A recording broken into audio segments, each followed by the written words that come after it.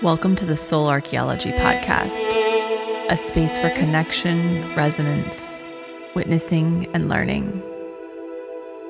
Together we'll harvest medicine from the spiral of life, sharing conversations with other embodied humans who have navigated their own initiations and found alignment with their true soul essence.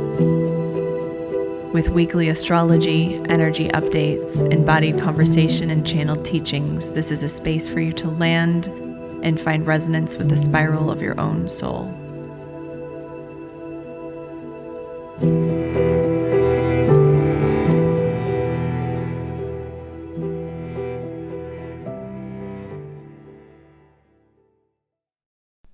Hello, and welcome back to Soul Archaeology.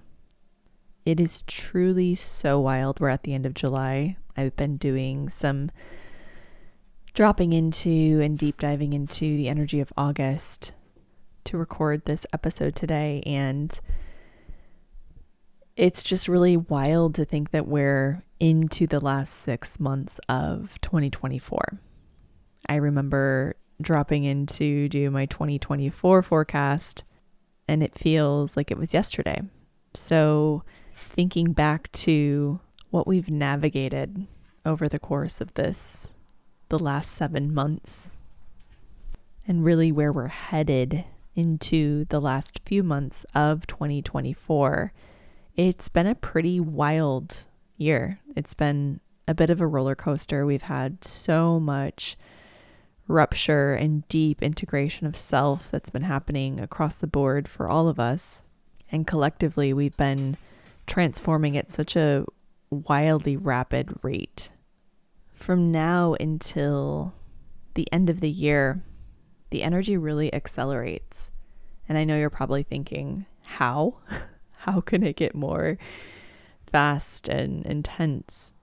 But as I've said so many different times, 2025 is it's a year of really deep resets and fresh new beginnings.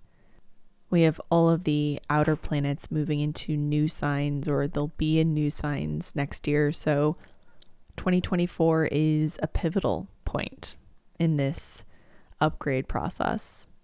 The energy has been building, has been accelerating really since 2012, but especially since 2020. And so there's so much that we're being asked to go through. We're sort of going through an old closet or an old wardrobe and looking at each and every piece, every item that we own. Is it still relevant? Is it still needed? Can we wear it? Can we use it in the next chapter? And as we go through this, we access not only the piece and the item, but we access the memories attached to it. And we have attachment to each and everything that we're moving through, that we're experiencing. There's some way that these patterns, these beliefs served us.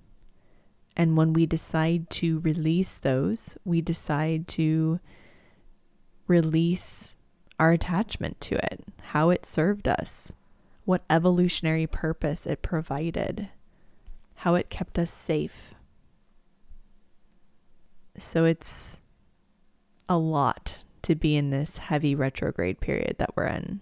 As we move through the last half of 2024, Mars is now in Gemini, which is making the energy faster. It's accelerating. We have a Mars retrograde at the end of the year, so there will be a bit of a slowdown around that point. But from now until then, it's slowness on the physical plane. It might feel like you're moving through mud or experiencing delays or regression or feelings of misalignments around timelines. But on the evolutionary level, on the deep subterranean level, we are experiencing rapid, massive shifts. Every single day, new data is coming in, new information. And so it can feel overwhelming. We can have all of this data coming in. Of course, there's more light, so there's more data coming in, more realizations happening, and it feels quite slow on the physical plane because we're in this heavy retrograde period. So all of the sudden, you might have something drop in, something come to the surface, and even though it might feel abrupt, it might feel as if it came out of nowhere, there have been shifts and movements subliminally that have been creating space for it to open and reveal itself to you. Retrogrades are a time of slowness, of revisiting, of peeling and pulling back the surface of what is in order to see the underbelly, in order to really, truly, clearly understand the workings of what is, to understand how we could have done something differently, to look back on the past in order to integrate it more deeply into the present, to review what's occurred, to dip back into feelings, emotions, beliefs, and patterns of the past. Retrogrades are such a powerful time. I talked about this a lot in the last episode, but it's such a valuable time of review. Looking back at how we have packed things away, looking back at what we're actually carrying. Is it still serving? Or can we release some of the weight as we move into the next phase of our journey? So this retrograde period might feel slow. It might feel like you're not experiencing the changes and the shifts that you've been wanting to, or maybe there are delays in plans that you've had. Maybe you feel like nothing's changing. Maybe you feel stuck. But I assure you, a lot is shifting beneath you. Maybe you feel like so much is changing in your life that it's disorienting. I've experienced so many people coming to me over the last few weeks with major ruptures, monumental life shifts, breakups, revelations, changes in career, losing a job, losing a partnership, meeting someone. And what this time is really revealing to us is our relationship with change. And I talked a lot about this in previous episodes, highlighting the importance of change and how we can work with it rather than against it. And now that we're in a fixed month, Leo is a fixed sign, it's fixed fire. So it's deeply passionate, and it can sometimes be stuck or stubborn or fixed in how it sees things, fixed in its view of the world and of itself. But when we cling to something, when we cling to an ideology, to a path, to a belief, to a very specific way of being, to an identity, we really restrict our expansion. And we're seeing so much of that play out in the collective right now. People sticking to their ideologies, sticking to their parties, sticking to what they've always done, what they've always believed. And it's creating a gridlock. It's creating a lock within our consciousness, a fear of expansion. And there's also so many people growing and expanding, awakening to what's been hidden to them. Because our subconscious will hide from us what we're not quite ready to understand or to know yet. Plutonic events, Pluto, reveals things to us when we're ready, when our consciousness is expanded enough to understand and process what occurred or what's occurring. That's why we go through so many different ego deaths along this journey, because we have to challenge our views and our ways of being in order to expand into the next level of consciousness, the next level of being.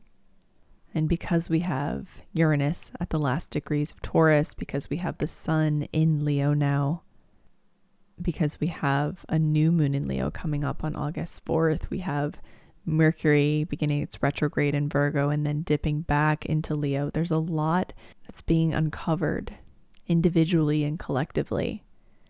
And it's forcing us to dig into the courageous, lion-hearted Leo to illuminate and look at where we've been blind, where we've been afraid to look at certain things, to accept other truths. As we know, growth requires change. And change always contains the unknown. So growth requires courage. It requires the courage to step through the unknown, to sort through what we're afraid to look at. What's wild about fear is really the opposite of love. And what's wild about fear is that it really holds or covers the golden keys to our healing, to all we desire.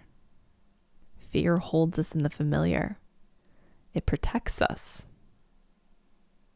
But it also protects us from love, from purpose, and from our greatest expansion. This time is asking for us to challenge our previous held beliefs about ourselves, about our relationships, about our work, our purpose, about the world. We need pulling from Leo's courage to look beneath what has been. We are entering the Lion's Gate, which means we're experiencing a portal of light, 8-8. The next few weeks will be filled with even more illumination. So many things surfacing, many things from the past, I'm sure. Revelations coming through around patterns that you've been a part of and how those patterns are playing out right now in present time. And because so much is coming up all at once, it might feel overwhelming. It might feel like things aren't maybe connecting, but you're just being inundated with data, with information, with these revelations. It is a shadowy time. It's a time of looking back. It's a time of looking in. It's a time of revisiting things, giving us an opportunity to do it differently this time, to look at it more clearly, to trust more deeply. We must trust that what's coming up and what's happening is exactly what's meant to be. That these are all opportunities to pivot timelines, to shift into a higher timeline, to shift who's in our lives, to anchor more deeply into the center of self, the center of our truth. Leo's fixed nature is not only shadowy, it's also a strength. Leo is courageous, it's strong, it knows who it is, and that's its superpower. It leans on expression, it leans on its ability to create from the higher heart. So this time is asking for us to anchor more deeply into who we are right here and now, into our higher self, into our center, our core, our being, our beingness, to drop more deeply into the present moment where we find our resources, our sense of safety and security, our sense of knowing. It's so easy to get pulled into the past and pulled into the future right now. What will happen? There are so many unknowns. So many unknowns for so many right now. Where will I live? What will the world look like in 6 months? who will be in my life. If you've lost track of where you are and where you're headed, it's okay. That is a very important part of this journey. And it gives us an opportunity to slow down, to look deeper, and to find the anchor that's even deeper than the previous one. To lean more into faith, to find out who we are. We aren't meant to know everything. We have so much data and information coming through right now, but what would happen if you were to simply observe? To observe without attachment, to say, that's interesting. I see how these things are coming together. I see how I participate in this patterning. We don't always have to intellectualize or put things together or try to understand or pick things apart. The journey is really finding peace, regulation, and resourcing in the unfolding, the unknown. We're always learning. Trust that you are loved and trust that you're held. Retrograde season really highlights the non-linear nature of this lived experience. It's backwards and forwards, it's around and around, it's the spiral. Chiron recently went retrograde on the 26th, which is really bringing us into a more deep and intimate relationship with our core wounds. Specifically are related to our power, our sense of identity, any areas where we fall victim to victim consciousness. That's a very, very sneaky one that's been coming up a lot for me lately. This very interesting sense of safety that victim consciousness holds. It provides a space for us to collapse, to be held. And I really encourage you to go back to my victim consciousness episode 29, disconnecting from victim consciousness. And that would actually be an interesting one to dip into because it was recorded around a new moon in Aquarius. So 6 months ago, when we were in the energy of Aquarius season, now we're in the energy of its opposite, Leo season. And this month is quite wild. It's a little chaotic. We start with a new moon in Leo on August 4th at 12 degrees Leo.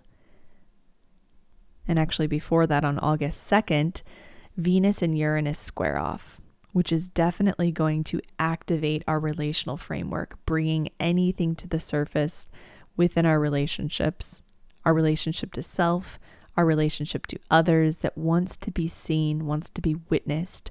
It's an opportunity to break through patterning, to see things from a new, fresh perspective, to make a huge change, to either break up or break through. And then we head straight into the new moon in Leo, also the beginning on the same day of Mercury's retrograde journey. So this is a very inward and deep, potent new moon. We will feel this desire to express, this desire to be seen, this desire to act from a courageous space within us. Because new moons are really an opportunity to reset. It's a new beginning. It's when the moon goes dark. It resets, it restarts, and it begins a new lunar cycle. So there's fresh energy available to us. But we're still in this retrograde season. Mercury stations retrograde that same day. So we might feel this push and pull between our desires, our will, and being pulled into our emotions, into drama, into deep, deep feeling. This really is such a powerful time to sit with what we're experiencing, to notice and observe our will, our desires is a fiery new moon. This is an emotional new moon. But it's also a really powerful time to manifest, to work with the fire, to work with this energy of creation, creativity. We are in the Lion's Gate, which is a very powerful time to manifest, working with the energy of Sirius.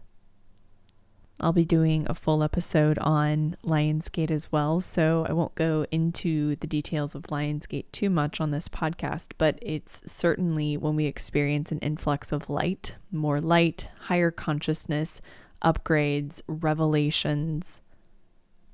It's an opportunity to up-level our beliefs, our consciousness, our manifestations, our desires. And this new moon is really the entrance into Lionsgate. This is a powerful time to work with the inner child.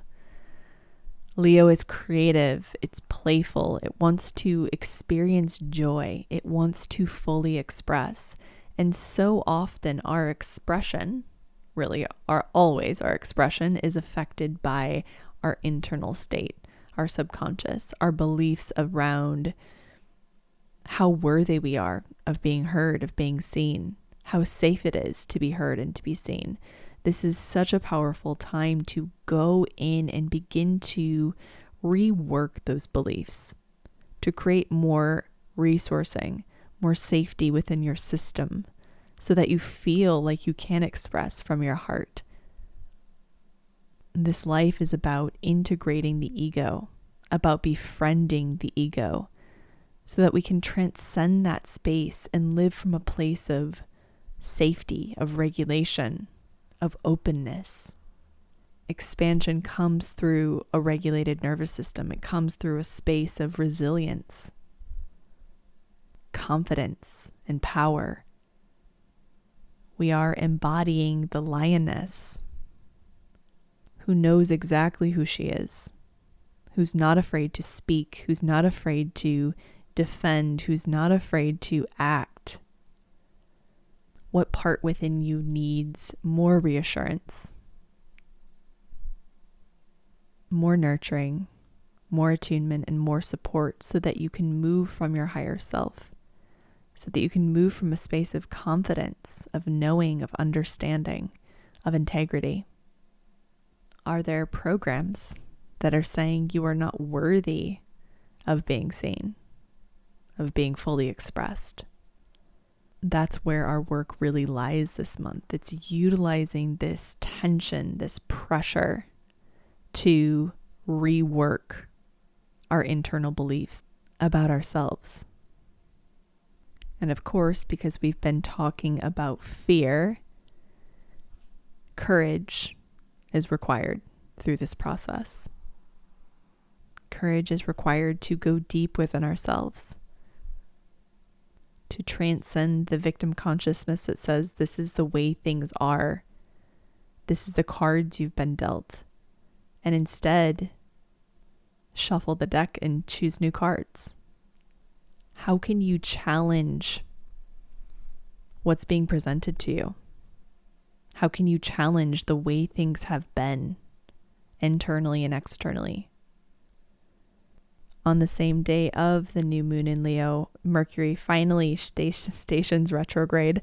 I don't know about all of you, but I've been fully in Mercury retrograde for about a week. It's been really, really interesting. This is going to be a very interesting retrograde. It stations retrograde at 4 degrees Virgo and ends its retrograde period on August 28th at 21 degrees Leo. So it will dip back into Leo as it retrogrades through Virgo. And Mercury in Virgo it's actually very happy in Virgo. It's very mental, heady. It really highlights our relationship to perfectionism, control. And I think so often the lesson with Virgo is the more we try to control, the more we suffer. The more we try to protect ourselves through gripping to the known, we restrict ourselves from the expansion and the magic of the unknown. Virgo loves clarity and focus and direction. Its evolutionary purpose is to distill things down to the truth. And it's so important that we stay connected to our truth through this time, and to always be revisiting that truth, pulling it deeper through your truth channel. Maybe you need to pull it through again. Maybe it won't resonate in the same way as it did before. It's always important to check our truth.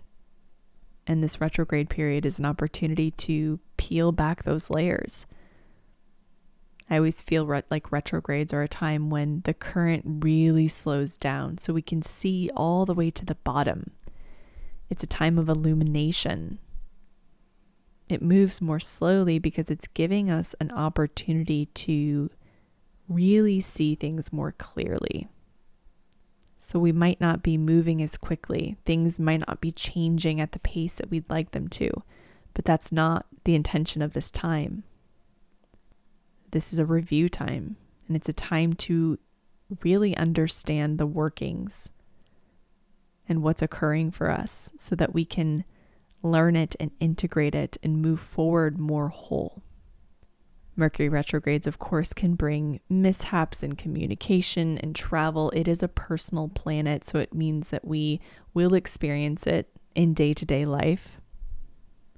People from the past coming back around, what are they here to show you, to teach you?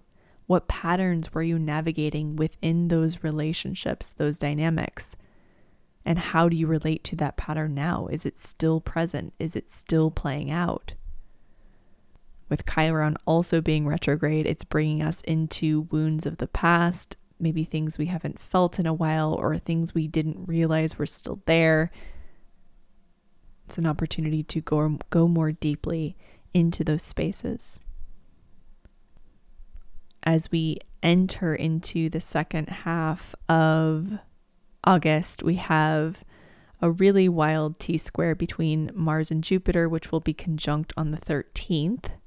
And those two are squaring Venus and Saturn. So it's forming a T-square.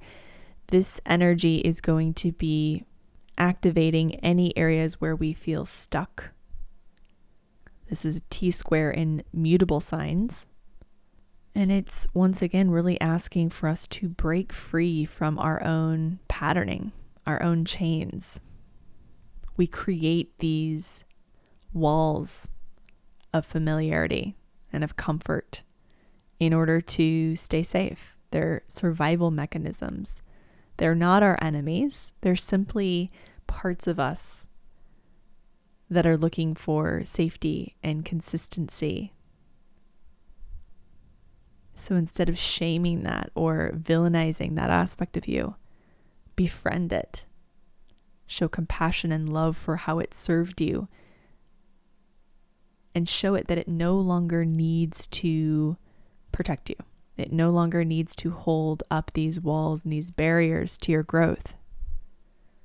I'm so excited to hear how this episode landed for you. I actually pulled 2 cards today, so it was so interesting. I was, sitting down to record this and 2 cards flew out, and they both are so resonant with what we're talking about and what we're diving into. So the first card is Ray of Light, and it's all about focus. And Ray of Light offers speedy luminosity. His bright spectrum beams wide, a fundamental constant of nature that allows us to see and understand our world. His reasoning polarizes everything in his path, intensifying exactness and focusing on the impalpable. Out of him we create realities. In his brightness, all inhibitions subside, all uncertainties fall away. What was once blurred focuses with sharp clarity, aligning your perspectives with omniscience. Ray of Light reminds you that where your attention goes, energy flows. Your consciousness is a light ray. What you emphasize with your awareness can either enhance or deplete your quality of life. Ask Ray of Light to help you focus on your vision for the future rather than your fears. See your dreams coming into form Imagining the tastes, smells, and colors coalescing into a world where you want to live. Ray of light loves to amplify convictions of beauty. When it's balanced, you feel able to visualize positive outcomes and bring them into form. When it's imbalanced, you fixate upon what one doesn't want, and to bring into balance, fiercely redirect your attention. That's very spot on, and that's something that's been coming through so much lately. It's, really, really getting clear on where am I placing my attention? Where am I placing my energy? And the next card is the lava card, and it's all about courage. Volcanoes are portals to the heart of our earth, ablaze with emotional fire. When they erupt, lava pours forth, covering the old and outdated while forging new pathways. Lava scorches everything in her path, a searing field of anger. But when she cools, she forms dynamic new landscapes that are fertilized by nutrient-rich ash. Lava guides you to locate the fiery core within yourself. This period of change and transformation requires courage. It is important to access your internal magma and the deep desire that brought you where you are. You must hold yourself steady while old and unuseful paths and ideas are consumed around you. Once your molten courage cools, the past is simply a prologue, and the future transforms into a lush and fertile landscape, waiting for something new to take root and thrive. When it's balanced, you feel determined and courageous. When it's imbalanced, adverse to experiencing the intensity of life. To bring into balance, have a ceremony and ask nature for inspiration, guidance, and guardianship. Thank you so, so much for being here, for your presence, for your attention, for your support. I love all of you. I'm so, so grateful. Every time you share on Instagram, on social media, send me a DM, a message, an email, it truly means the world. I'm always so thrilled and honored how these episodes resonate with you and land. And it really, truly means the world. Thank you for being here. Thank you for your presence. I'll be releasing a second episode this week with my friend Becca Canapel, who is the founder of Pound Jewelry. We're talking all about Lionsgate, the giveaway that we have coming up, which I'm super excited about. I hope you all have the most beautiful week. Happy new moon.